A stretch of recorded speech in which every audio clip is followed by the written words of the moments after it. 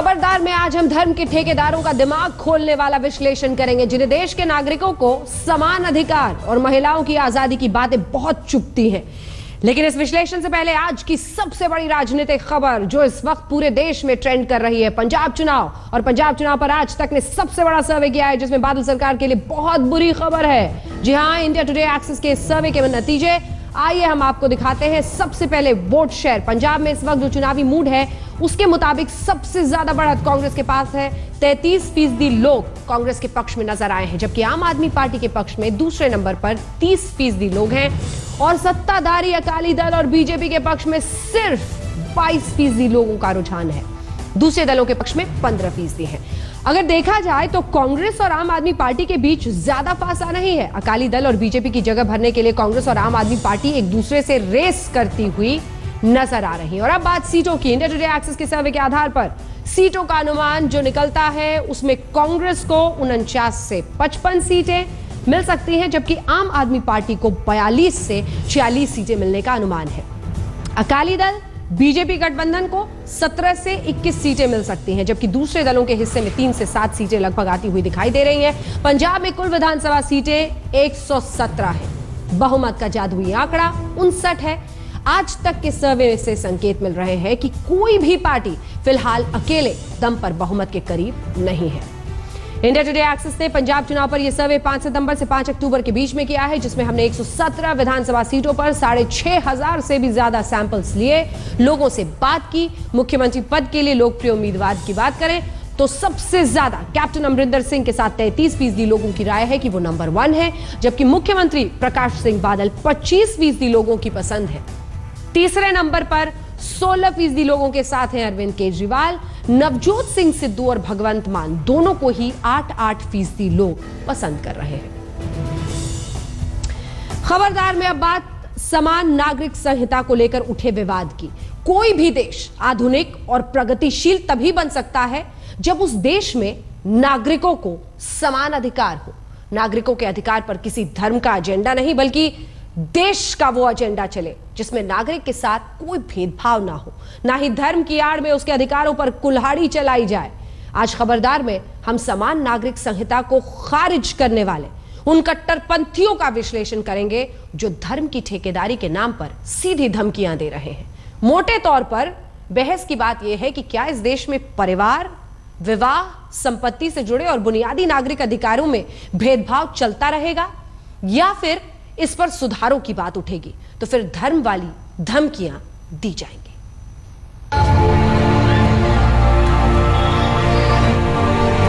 Uniform civil code इस मुल्क के लिए किसी तरह मुनासिब नहीं है। एक नई जंग छेड़ दी है मोदी साहब ने इस मुल्क में।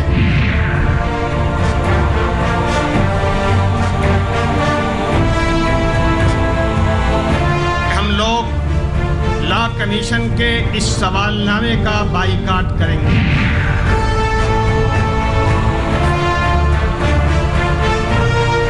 कि अंदरूनी जंग के लिए फिजा तैयार की जा रही है।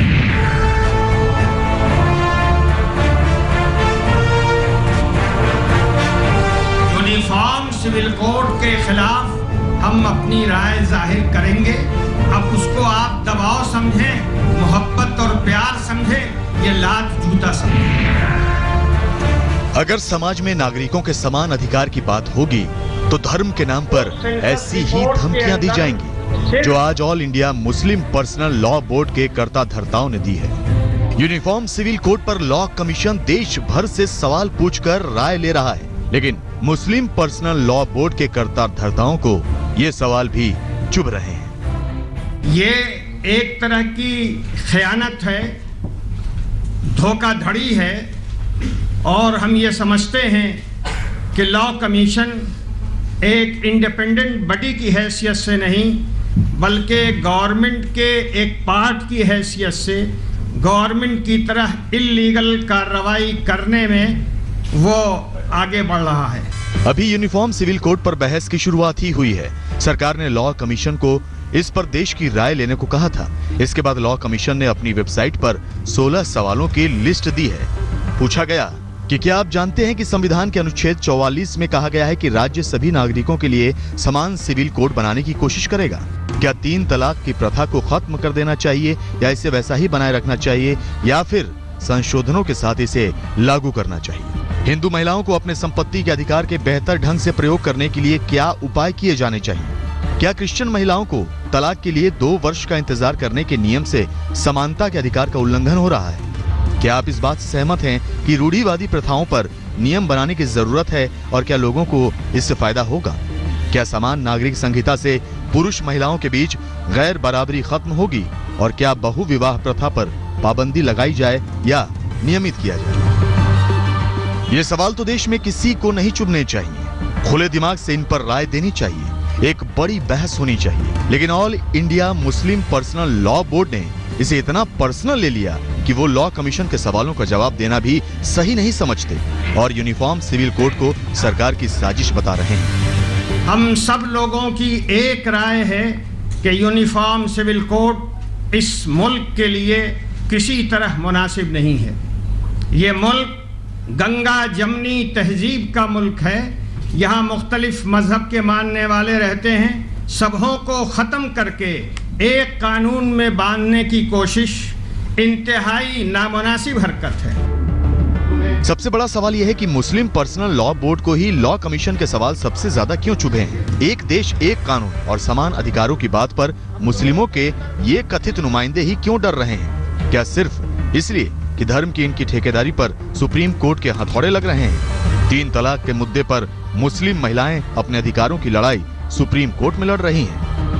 3 तलाक के नाम से हुआ है या पॉलीगैमी के नाम से हुआ है, जो धर्म के नाम से उसके साथ अन्याय हुआ है वो सरासर उसके साथ धोखा हुआ है और वो समझ रही है कि ये पूरा की पूरा काम जो हुआ है वो पर्सनल लॉ बोर्ड जैसे इदारों ने किया है।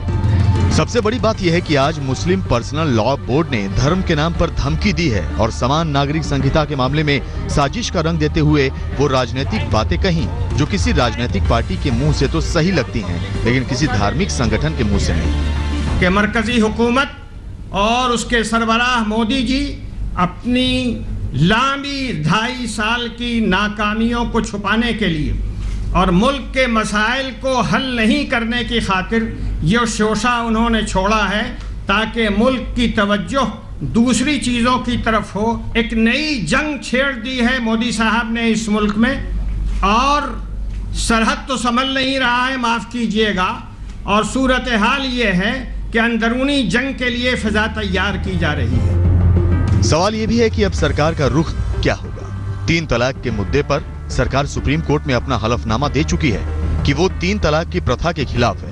अब मुस्लिम पर्सनल लॉ बोर्ड ने लॉ कमीशन का बायकॉट कर दिया है और यूनिफॉर्म सिविल कोड पर सरकार को धमकी दे रहा है। अब सरकार क्या करेगी? यूनिफॉर्म सिविल कोड पर सियासत होना तय है। इसमें वोट बैंक पॉलिटिक्स का भी रंग दिखता रहा है, इसलिए कोई भी सरकार इस मुद्दे को छूने से बचती रही है। बीजेपी के लिए इसे उठाना आसान है क्योंकि ये उनका राजनीतिक मुद्दा भी रहा है। मुस्लिम पर्सनल लॉ बोर्ड ने यूनिफॉर्म सिविल कोड पर लॉ कमीशन के सवालों को सरकार की साजिश बताया है, लेकिन सवाल यह है कि क्या मुस्लिम पर्सनल लॉ बोर्ड इसे साजिश बताने की आड़ में 3 तलाक और उन दूसरे मुद्दों पर सवाल से बचना चाहता है जिनसे गैर बराबरी होने पर नागरिकों के बीच समान अधिकार का मुद्दा उठता है और फिर बात यूनिफॉर्म सिविल कोड तक जाती है। मुस्लिम संगठनों ने साफ तौर पर सरकार को चेतावनी दे दी है कि यूनिफॉर्म सिविल कोड के मुद्दे पर अगर सरकार आगे बढ़ेगी तो हर स्तर पर इसका विरोध किया जाएगा। साफ है, आने वाले दिनों में यूनिफॉर्म सिविल कोड और पर्सनल लॉ जैसे मुद्दों पर तकरार और बढ़ेगी और देखना यही है कि इस सब पर कोर्ट का भी क्या रुख रहता है। कैमरामैन धर्मेंद्र के साथ अहमद अजीम, दिल्ली आज तक। हम आपको यूनिफॉर्म सिविल कोड पर विवाद के इतिहास के बारे में भी जरा बताते हैं। भारत में ईसाइयों और पारसियों के लिए निजी संहिता आजादी के पहले ही तैयार हो गई थी। बड़ी राजनीतिक बहस के बीच 1950 में हिंदू, सिख, जैन के पर्सनल लॉ को मंजूरी दी गई थी। मुस्लिमों के लिए अब तक 2 कोशिशों के बाद भी कोई धार्मिक कोड तैयार नहीं किया जा सका है। 1986 में मुस्लिम महिला शाहबानों ने पति से तालाक के बाद हर्जाने का केस सुप्रीम कोर्ट से जीता था, लेकिन तत्कालीन प्रधानमंत्री राजीव गांधी सरकार ने सुप्रीम कोर्ट के फैसले को संसद में कानून बनाकर पलट दिया। मुस्लिमों के निजी धार्मिक कानून के तहत मुस्लिम समुदाय में 4 शादियां वैध मानी जाती हैं। किसी भी वक्त 3 तलाक, हर्जाना ना देना और हलाला जैसी कुप्रथाएं मुस्लिम समाज में चल रही हैं। ईसाई महिला को तलाक के लिए 2 वर्ष तक इंतजार करना पड़ता है, जबकि सामान्य कानून में यह समय सीमा 1 वर्ष ही है। ईसाइयों के लिए 1925 के उत्तराधिकार कानून के तहत मां को संपत्ति में अधिकार नहीं है। हिंदुओं के निजी मामलों में कुछ शर्तों के साथ ही महिला को पैतृक संपत्ति में अधिकार मिलता है। तो 3 तलाक के मुद्दे पर मुस्लिम पर्सनल लॉ बोर्ड सीधे सवाल टाल जाता है और उसे यूनिफॉर्म सिविल कोड पर राय लेना भी साजिश लगता है। यहां पर हम आपको all India Muslim personal law board की उस सोच के बारे में भी बताते हैं जो सोच वो 3 तलाक के मामले में रखते रहे हैं। पर्सनल लॉ बोर्ड कहता है कि पुरुष के लिए 1 से ज्यादा शादी की व्यवस्था महिला के लिए फायदेमंद है। तलाक के मामलों में कोर्ट में ज्यादा वक्त लगता है, इसलिए 3 बार तलाक बोलने की व्यवस्था सही है। पत्नी के दलीलें सुनिए। पत्नी के बीमार होने या किसी और आधार पर पति तलाक दे सकता है, लेकिन पति को दूसरी शादी की इजाजत होने पर पत्नी इससे बच जाती है। पति को ज्यादा शादियों की इजाजत से वो समाज में अवैध संबंध नहीं बनाता है और इसलिए यह समाज के हित में है। हर नागरिक को मिले मौलिक अधिकार पर्सनल लॉ में बदलाव का आधार नहीं बन सकते और इसमें कोई दखल नहीं दे सकता। इस देश में यूनिफॉर्म सिविल कोड की बात इसलिए उठती है क्योंकि एक ही मामले को लेकर धर्म के आधार पर नागरिकों के बीच भेदभाव दिखता है, गैर बराबरी दिखती है। धर्म की आड़ में नागरिकों के अधिकारों पर भी आघात होता है। हम आपको संविधान में लिखी कई बातें जो हैं वो भी बताते हैं। धर्म की स्वतंत्रता के मूल अधिकार के तहत संविधान के अनुच्छेद 25 से हर नागरिक को पसंद के धर्म, उसके प्रैक्टिस और प्रचार की स्वतंत्रता है, जिसके आधार पर धार्मिक संगठन ये कहते हैं कि धर्म के मामले में कोई दखल ना दे। लेकिन समानता के मूल अधिकार के तहत संविधान का अनुच्छेद 14 कहता है देश के हर नागरिक के साथ कानून के सामने बराबरी और समान परिस्थिति में एक जैसा बर्ताव किए जाने की गारंटी है। संविधान में राज्यों को दिए गए नीति निर्देशक तत्वों के तहत संविधान का अनुच्छेद 44 कहता है कि राज्य को देश के सभी नागरिकों के लिए समान सिविल कोड का प्रयास करना चाहिए। मूल बात नागरिक के अधिकार की है, क्योंकि भारतीय संविधान ही we the people of India से शुरू होता है। भारतीय संविधान नागरिक को केंद्र में बनाकर बनाया गया था। संविधान निर्माताओं के बीच समान सिविल कोड पर बहुत बहस हुई थी, जिसके बाद इसे नीति निर्देशक तत्वों में रखा गया था, जिसे लागू करना अनिवार्य तो नहीं किया गया, लेकिन राज्य से यह उम्मीद की गई कि इसे लागू करके नागरिक अधिकारों को व्यापक किया जा सकेगा। लेकिन अब तक समान सिविल कोड पर सरकार कभी आगे बढ़ी नहीं, बल्कि कई बार सरकारें एक कदम आगे बढ़ाने के बजाय 2 कदम पीछे चली गई। इसमें राजनीतिक मजबूरी और वोट वाली वही राजनीति है जो सबसे बड़ी भूमिका निभा देती है। दशहरे पर जिस वक्त देश भर में रावण दहन किए जा रहे थे, कहीं आतंकवादियों का पुतला फूका जा रहा था, कहीं नापाक पाकिस्तान के प्रतीक रावण को जलाया जा रहा था, उसी वक्त देश के प्रतिष्ठित जवाहरलाल नेहरू विश्वविद्यालय के कैंपस में प्रधानमंत्री नरेंद्र मोदी का पुतला जलाया गया। एनएसयूआई के छात्रों ने जेएनयू कैंपस में न सिर्फ पीएम मोदी का पुतला फूका बल्कि जमकर नारेबाजी भी की, जिसके बाद जेएनयू एक बार फिर विवादों में आ गया है।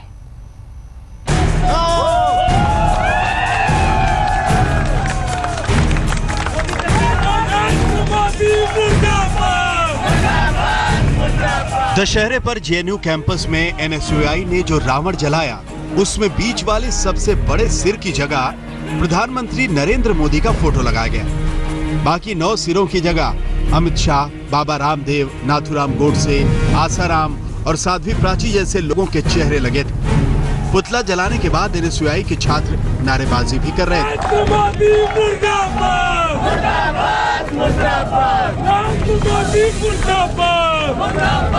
जेएनयू में एनएसयूआई प्रेसिडेंट पद का चुनाव लड़ चुके सनी धीमान ने यह वीडियो इंटरनेट पर पोस्ट कर दिया। ये विजयदशमी का त्योहार है। सत्य की जीत हुई थी असत्य के ऊपर। पिछले 2 सालों में या कहें 2.5 सालों में जिस तरीके से ये जो सरकार है जो छात्रों के हितों का हनन कर रही है। रोहित वेमुला का जो सांसारिक मर्डर किया जाता है, उसके बाद में देश में उन्माद, दलितों के खिलाफ, मुसलमानों के खिलाफ अखलाक, ये जो माहौल बनाया गया है, ये वो असत्य है, वो अशुद्धियां हैं जो हमारे भारत के संविधान में नहीं हो सकती है। वैसे तो विवादों से जेएनयू कैंपस का नाता बेहद पुराना है, लेकिन दशहरे पर पीएम मोदी का पुतला दहन विवादों को नई हवा दे गया। पटना में सोनिया गांधी, राहुल गांधी, अरविंद केजरीवाल और ममता बनर्जी के पुतले जलाकर बीजेपी ने अपना विरोध जताया।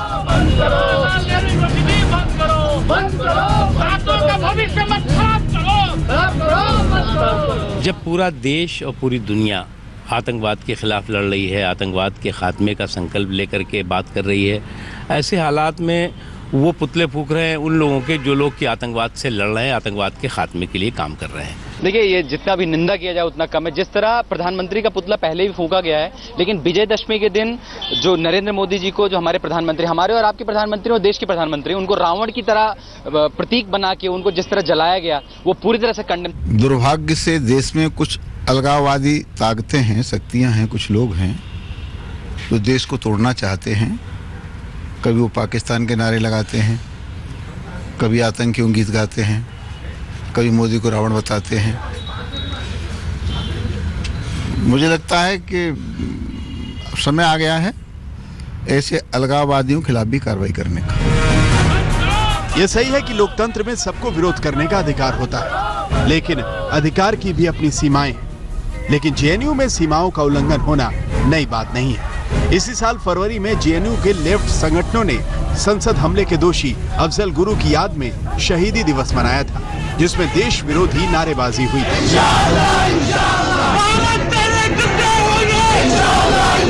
देश विरोधी नारेबाजी का वीडियो सामने आने के बाद दिल्ली पुलिस ने कई छात्रों के खिलाफ देशद्रोह का मुकदमा भी दर्ज किया था। जेएनयू के छात्र नेता कन्हैया कुमार, उमर खालिद समेत कई छात्रों को देशद्रोह के आरोप में गिरफ्तार भी किया गया।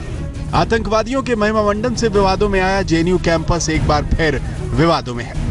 देश के प्रधानमंत्री को इस तरह अपमानित करना विरोध का जायज तरीका कैसे हो सकता है?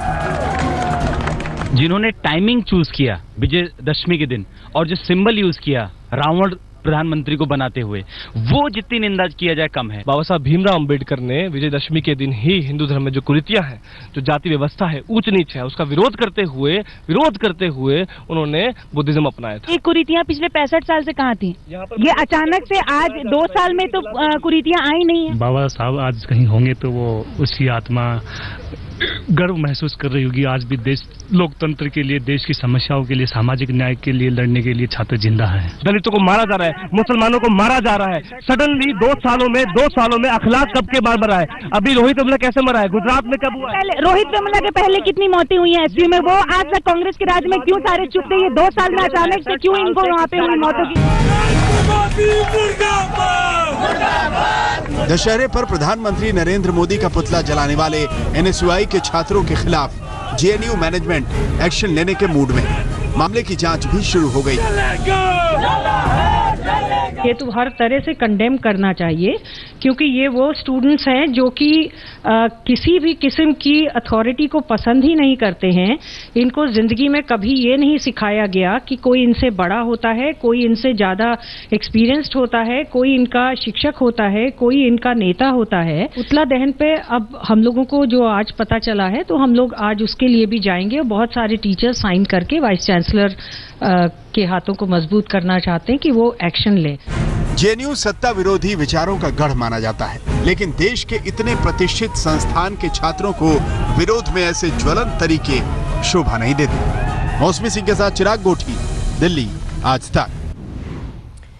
हिंसा से झुलसते कश्मीर में पत्थरबाजी की घटनाओं से जुड़ी खबरें आप आए दिन पढ़ते और देखते होंगे। हिंसा में घायल कश्मीरियों के दुख दर्द भी आपने खूब सुने हैं, लेकिन कश्मीर के इन हालात में उन सैनिकों की आवाज को नजरअंदाज कर दिया गया जो अपनी जान पर खेलकर कश्मीर में पत्थरबाजी के हमले भी झेल रहे हैं और आतंकी हमलों से खुद की सुरक्षा भी कर रहे हैं। खबरदार में अब हम आपको सीआरपीएफ जवानों के मुश्किल दौर का सच दिखाएंगे, क्योंकि सैनिक भी इंसान होते हैं, उनके सीने में भी दिल होता है जो सिर्फ देश के लिए धड़कता है।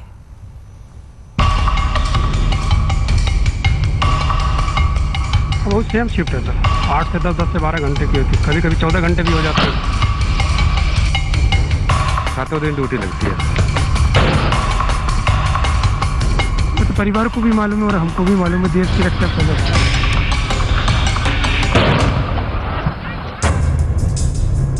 जिंदगी हर कदम एक नई जंग है। ये सच है कश्मीर के पत्थरबाजों से सीधा सामना करने वाले सीआरपीएफ के जवानों का, जिनकी जिंदगी का हर वक्त किसी चुनौती से कम नहीं। कश्मीर की सड़कों पर पत्थरबाजों की टोलियां इन्हें अपना दुश्मन समझती हैं, लेकिन पत्थरों को झेलते हुए कश्मीर को शांत करना इन जवानों की जिम्मेदारी है, जिसे वो पूरी शिद्दत के साथ निभा रहे हैं। हालात के ऊपर ऐसा होता है सर, क्योंकि हमें संयम रखना पड़ता है। अगर हम संयम नहीं रखेंगे तो फिर हमें थोड़ा सा मुश्किल हो जाता है। श्रीनगर में हम खड़े हैं मिनी भारत में। मिनी भारत यानी सीआरपीएफ, क्योंकि सीआरपीएफ के अंदर देश के कोने कोने से जवान आते हैं और ये जवानों के ऊपर जो जिम्मेदारी है वो है यहाँ पर श्रीनगर में हालात सामान्य करने की, यानी कि वो जो पत्थरबाज हैं उनसे निपटना, और दूसरी एक और चुनौती आतंकवादियों से अपने कैंप की रक्षा करना। ये सच है कि कश्मीर में पैलेट गन से सैकड़ों लोग शिकार हुए। ये भी सच है कि पैलेट गन से कश्मीर के बच्चों ने अपनी आंखें गंवाई हैं। लेकिन सच ये भी है कि पत्थरबाजों के हमलों में सीआरपीएफ के हजारों जवानों का खून भी बहा है। पिछले 3 महीने के दौरान कश्मीर घाटी में पत्थरबाजी की घटनाओं में 2500 से ज्यादा जवान घायल हुए हैं। कई जवानों को तो तुरंत एयरलिफ्ट करके दिल्ली ले जाना पड़ा है। सर हम गाड़ी से आ रहे थे, अचानक गली में लड़के छुपे हुए थे। अब अचानक उन्होंने पत्थर उसी को क्या शुरू कर दिया था, और हम भी उतर कैसे पत्थर लगने लगे उनको। वहीं भी से कई पत्थरों से एक साथ बचा नहीं गया, उनमें से एक पत्थर आके हमको लगा था। आपको कहाँ लगी थी? मेरे को नाक पे इधर लगा था सर। ये काफी ज्यादा चोट वोट आई थी? हाँ सर, अंदर से नाक कट गया था पूरा। पत्थरबाजी से तो निपटना पड़ेगा इधर कुछ लोग। अच्छा, एक चीज मुझे पता लगी, आपके भी काफी साथी घायल हुए पत्थरबाजी में? जी सर, जी सर। परसों से एक दो अभी भी हमारा जवान 61 का जो बेस हॉस्पिटल में एडमिट है। एक सैनिक के लिए देश सर्वोपरि होता है, लेकिन देश को भी तो अपने सैनिकों का ख्याल रखना चाहिए। लेकिन सच ये है कि कश्मीर की सड़कों पर पत्थरों का पहाड़ लगा देने वाले लोग आजादी के नारे तो लगाते हैं, लेकिन ये भूल जाते हैं कि जिसको निशाना बनाकर वो पत्थरबाजी कर रहे हैं, वो देश की खातिर खुद कैद जैसे हालात में ड्यूटी करते हैं। Just think of that person from his point of view, his angle. He himself feel caged because restriction है ना, आप कैंप से बाहर नहीं निकल सकते, ड्यूटी में आप अपना डिप्लॉयमेंट एरिया नहीं छोड़ के जा सकते। अपनी सेफ्टी के लिए आपको ये सारे सेफ्टी मेजर्स जो हैं, हेलमेट, बॉडी प्रोटेक्टर वगैरह, ये सारे आपको इख्तियार करने पड़ते हैं, नहीं तो चोट लग जाएगी। And sometime it is very grievous hurt also, because जिस तरह से स्टोन पेल्टिंग हो रही है, इतने बड़े बड़े पत्थर और इतनी तेज स्पीड से मारे जा रहे हैं, that is purely with an intent to inflict grievous hurt. हालात सामान्य हो तो कश्मीर घाटी में सीआरपीएफ की 47 बटालियन तैनात होती है। सीआरपीएफ की एक बटालियन में 7 कंपनी होती है। एक बटालियन में 600 से 700 सैनिक होते हैं। मौजूदा हालात में कश्मीर घाटी में 100 अतिरिक्त कंपनियां तैनात की गई हैं। अकेले श्रीनगर में सीआरपीएफ की 23 बटालियन तैनात हैं। सीआरपीएफ के जवान कश्मीर में दोहरी चुनौती का सामना कर रहे हैं। एक चुनौती तो ये है कि वो पत्थरबाजों का सामना करें, और दूसरी चुनौती है आतंकी हमलों से खुद की रक्षा करना। अपने घरों से दूर रहकर देश की खातिर हर खतरे का सामना करना किसी पत्थरबाज के बस की बात नहीं है। किसी भी सेना के लिए इससे बड़े दुख की बात कोई नहीं हो सकती कि उसे अपने ही देश के नागरिकों पर बल प्रयोग करना पड़े। लेकिन दुखद तो ये भी है कि देश के नागरिक अपने ही सैनिकों पर पत्थरबाजी करें। दोनों ही हालात में नुकसान देश का ही होगा, लेकिन जिसकी अकल पर पत्थर पड़े हों वो ये कैसे समझेंगे।